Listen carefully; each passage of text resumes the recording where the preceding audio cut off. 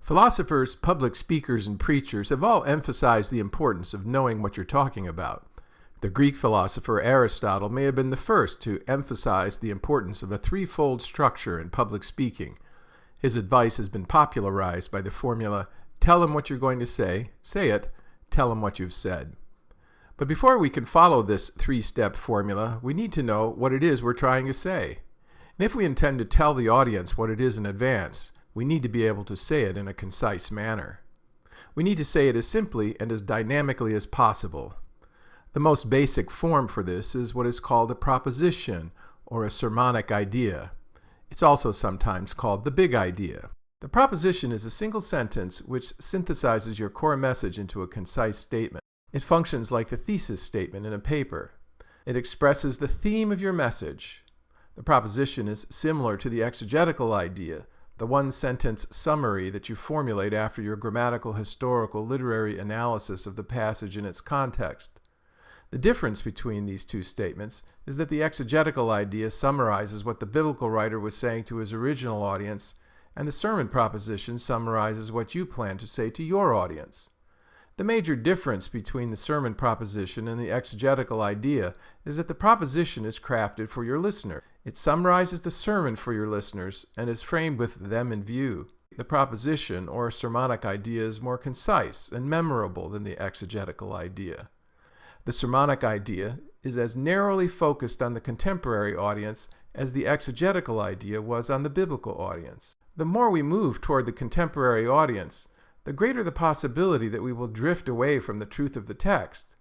We may turn a minor point in the text into a major focus because it seems more relevant than the primary thrust of the passage. Or we might leave the text behind altogether and just focus on audience need. Timothy Warren suggests that before we jump from the exegetical idea to the sermonic idea, we formulate a theological idea. The theological idea still answers the questions what's being talked about and what is being said about what's being talked about, but it states the answer in principle form. If the exegetical idea is narrowly focused on the biblical audience and the sermonic idea is narrowly focused on the contemporary audience, the theological idea attempts to express the truth of the text in universal terms.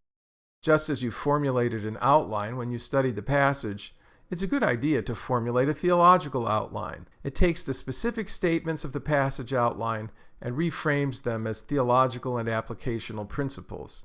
Instead of being focused on the biblical author and the audience, like Paul and the Corinthians, the theological outline attempts to express the ideas of the text in terms that would apply to all cultures and times. One challenge that you will often face as you work through the three stages to identify the sermon's proposition is that you will quickly discover that your passage expresses many ideas.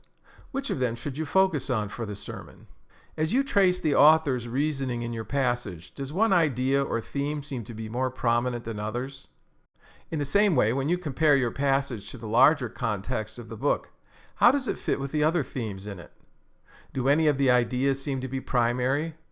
How do the passage's secondary ideas shed light on the main thing the biblical writer is trying to say?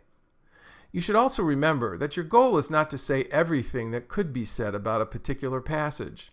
Most of the time, your passage expresses one aspect of the biblical writer's larger discussion on a subject. In the same way, your message usually explores one dimension of what the passage says. By keeping the larger context in view, you reduce the risk that you will focus on the wrong thing by elevating a minor point in the text to a major idea.